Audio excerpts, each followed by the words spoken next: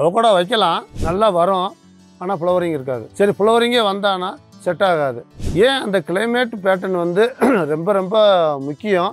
எல்லா பகுதியிலும் அவகோடா வைக்கணுங்கிறது சாத்தியமில்லாத ஒன்று. இதுக்கு வந்து மலைப்பாங்கான இடங்கள் மட்டுமே இது நல்ல பலன் தரக்கூடிய ஒரு ரகம். ஒரு கிளாஸ் அவகேடோ ஜூஸ் குடிச்சா மார்னிங் பிரேக்ஃபாஸ்ட் அவ்வளோதான்ப்பா அப்படின்றாங்க. ஏன் அப்படின்னா அவ்வளோ நியூட்ரிஷன் நிறைஞ்சிருக்குது அந்த ஒரு கிளாஸ் அவகேடோ ஜூஸ்ல. நிறைய பேர் இப்போ மார்னிங் என்ன தெரியுமா பண்ணுறாங்க, ஒரு 2 பிரெட் ஒரு அவகேடோ ஜூஸ் போதும்பா அப்படின்னு இருக்கிறாங்க. ஆனால் அவங்களுக்கு உண்டான எனர்ஜி சத்துக்கள் எல்லாமே கிடைச்சிடுது. இதுவே ஒரு 10 வருஷத்துக்கு முன்னாடி நமக்கு தெரிஞ்சிருந்ததுன்னா இந்நேரம் எங்கே இருந்திருக்கோம், எங்கே போயிருப்போம் அப்படின்றது நமக்கு தெரியல. ஒன்றும் பிரச்சனை கிடையாது. இப்போ கொஞ்சம் கொஞ்சமாக இந்த அவகேடோ பழத்தை பற்றின ஒரு விழிப்புணர்வு மக்கள் மத்தியில் அதிகமாகவே ஏற்படுது. இப்பேற்பட்ட அவகேடோ ஃப்ரூட் பழம் விவசாயம் நம்ம ஊரில் பண்ணலாமா வேண்டாம், பண்ண முடியுமா முடியாதா, என்ன கிளைமேட்டிக் கண்டிஷன் இருக்கணும் அப்படிங்கிற கேள்விகள்லாம் நம்ம மனசில் இருக்கும். பொதுவாக அதுதான். ஸோ எந்த ஊரில் விளையும் விளையாது அப்படிங்கிறதுக்கான ஒரு தெளிவு நம்ம கிட்ட சொல்றதுக்காக அவகேடோ விவசாயம் பண்ணி நல்ல லாபம் பார்த்துட்டு இருக்கக்கூடிய ரவிச்சந்திரன் அவர்கள் தான் இன்னைக்கு நம்ம கூட இணைஞ்சிருக்காங்க. ஸோ அவர் என்ன சொல்றாரு அப்படிங்கறத நம்ம பார்க்கலாம். Welcome to freedom Tamil farming channel. நான் உங்க யுவராணி. இந்த அவகோடா பயிரிடுறதுக்கு இவ்வளவுதான் லேண்டு வேணுங்கிற ஒரு கணக்கே கிடையாது. மினிமம் வந்து ஒரு சென்டில் வந்து ஒரு நாற்று கணக்கு வைக்கலாம். ஒரு ஏக்கர் அப்படின்னா கிட்டத்தட்ட ஒரு 100 செடி வந்து நம்ம வைக்கலாம். 100 செடி வைக்க முடியாது, கிட்டத்தட்ட ஒரு நம்ம எந்த அளவுக்கு ஸ்பேசிங். இப்போ நம்ம வந்து இந்த பகுதியை பொறுத்தளவில் எல்லாமே மல்டிபிள் கிராப் சிஸ்டம்னு சொல்லியிருக்கோம். காப்பி பேஸ்டு அப்போ காப்பிக்கு நிழல் தரக்கூடிய எந்தெந்த இடத்துல வந்து நம்ம கேப் கிடைக்குதோ அந்த இடத்துல நம்ம வந்து அவகோடா நட்டுக்கலாம். இதுக்கு வந்து மினிமம் ஒரு ஏக்கர்லேருந்து மேக்ஸிமம் எவ்வளவு விவசாயி வந்து அவங்களுடைய கெப்பாசிட்டி பொறுத்தளவில் எவ்வளோ நடலாமோ நடலாம். இதுக்கு வந்து ஒரு மினிமைஸ் கிடையாது, எவ்வளவு நாள் நடலாம். எனக்கு வந்து கிட்டத்தட்ட 15 ஏக்கர் வந்து எனக்கு இருக்குது. இதில் வந்து என்னுடைய ஃபேமிலியோட மொத்த பரப்பு எல்லாமே, என்னுடைய பிரதர் இருக்கார், என் சிஸ்டர் இருக்காங்க, எல்லாத்தோட மொத்த பரப்பில் வந்து நான் தான் அதை வந்து விவசாயம் பண்ணிகிட்ருக்கேன். இந்த அவகோடா பொறுத்தளவில் நீங்கள் கிட்டத்தட்ட 15 ஏக்கரில் ஒரு 7 ஏக்கரில் வந்து நான் அவகோடா வச்சுருப்பேன்னு வச்சுங்களேன். கிட்டத்தட்ட ஒரு 550 to 600 மரம் என்கிட்ட இருக்குது. இப்போ இந்த 500 மரமே எல்லாமே ஈல்டிங்காக இல்லை, ஸ்டெப் பை ஸ்டெப்பாக. ஒன்று ஈல்டிங்கில் இருக்கும், ஒன்று இப்போ தான் பிளான்டிங்கில் இருக்கும். பிளான்டிங் பண்ணி ஒரு 3 வருஷம் 4 வருஷம் செடியாக இருக்கலாம். இந்த மாதிரி ஆவரேஜ்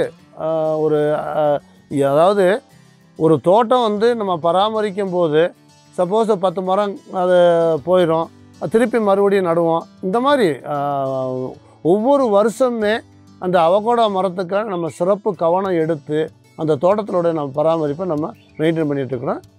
நான் வந்து கிட்டத்தட்ட ஒரு 450 to 500 மரம் என்கிட்ட இருக்குது. இப்போ ஒரு ஏக்கரில் எவ்வளோ நடலாம் அப்படிங்கிறது ரொம்ப முக்கியம். அப்போ வந்து ஸ்பேஸிங் எவ்வளோ இடைவெளியில் நம்ம நடணும் அப்படிங்கிறது நம்ம கட்டாயம் வேணும்.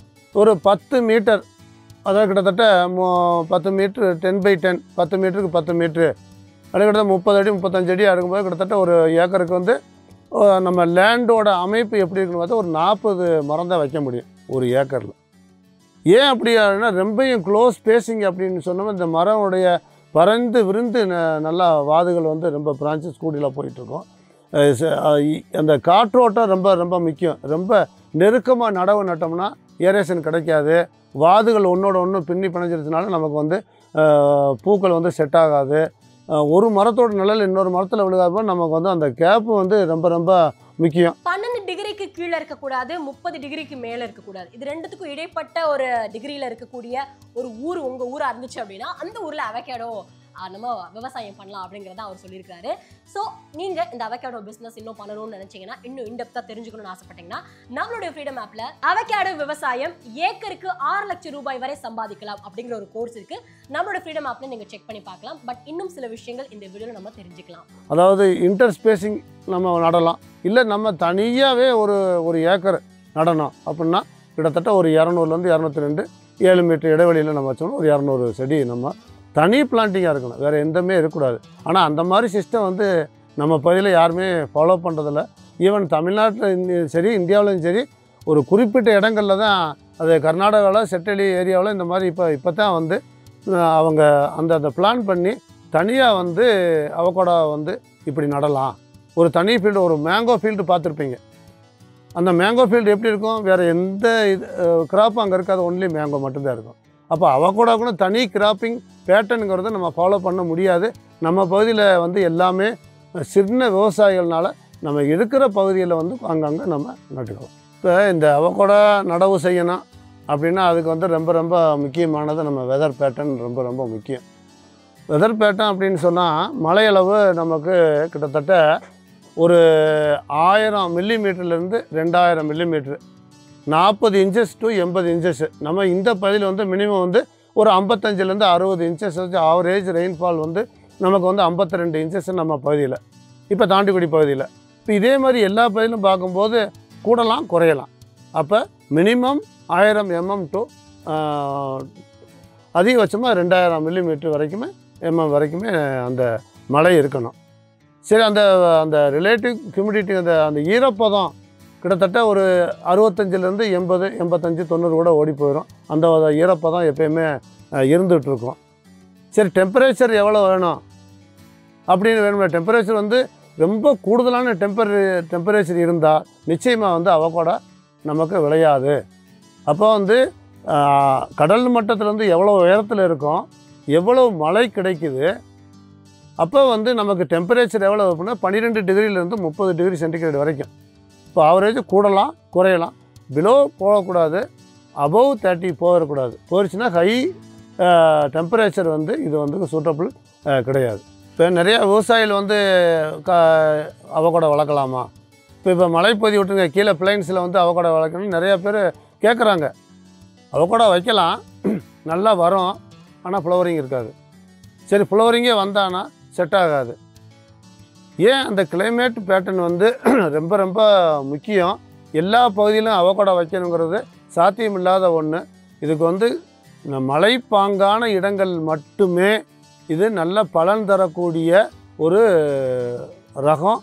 இந்த இந்த அவகோடா மரம் இது எல்லா பகுதியிலும் நம்ம வைக்க முடியாது. இந்த வீடியோல அவகேடோ விவசாயம் எப்படி பண்றது, எந்த ஊர்ல பண்றது, எவ்வளோ டிகிரி செல்சியஸ்லாம் உங்க ஊரோட கிளைமேட் இருக்கணும், கிளைமேட்டிக் கண்டிஷன்ஸ் பத்திலாம் நம்ம கூட ரவிச்சந்திரன் அவர்கள் ஷேர் பண்ணியிருந்தாங்க.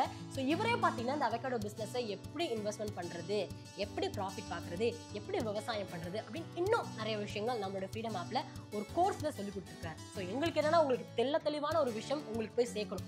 இந்த ஒரு வீடியோவில் ஒரு 10-15 நிமிஷத்துல இப்படி ஒரு பிஸ்னஸ் பண்ணலாம் அப்படிங்கிற ஒரு ஐடியாவை உங்களுக்கு கிடைச்சிருக்கும் இல்லையா? அந்த ஐடியா மூலமா எப்படி அதை இம்ப்ளிமெண்ட் பண்றது அப்படிங்கிறத கோர்ஸ் பார்த்தா தான் உங்களுக்கு தெரியும். ஸோ வீடியோனுடைய டிஸ்கிரிப்ஷன்ல அவகேடோ விவசாயம் ஒரு ஏக்கருக்கு 6 லட்சம் ரூபாய் வரை சம்பாதியுங்கள் அப்படிங்கிற ஒரு கோர்ஸ் இருக்கு. அதை கிளிக் பண்ணி பார்த்தீங்கன்னா உங்களுக்கு இதை பற்றி இன்னும் இன்டெப்த்தாக தெரிஞ்சுக்கலாம். அண்ட் இந்த வீடியோ பற்றின கருத்துக்களை எப்போதும் போல கமெண்ட் செக்ஷனில் தெரியப்படுத்துங்க. ஸோ யுவராணி, எனக்கு இது இன்னும் கொஞ்சம் எப்படி பண்ணலாம், இன்னும் என்ன மாதிரியான கண்டென்ட்லாம் நீங்கள் எதிர்பார்க்குறீங்க, என்ன மாதிரியான தெளிவு புரிதல் உங்களுக்கு வேணும் அப்படிங்கிறது எனக்கு தெரிஞ்சுக்கிட்டு உங்களுக்கு ஏற்ற மாதிரி நாங்கள் நெக்ஸ்ட் டைம்ல இருந்து கண்டென்ட் போடுவோம். தேங்க்யூ.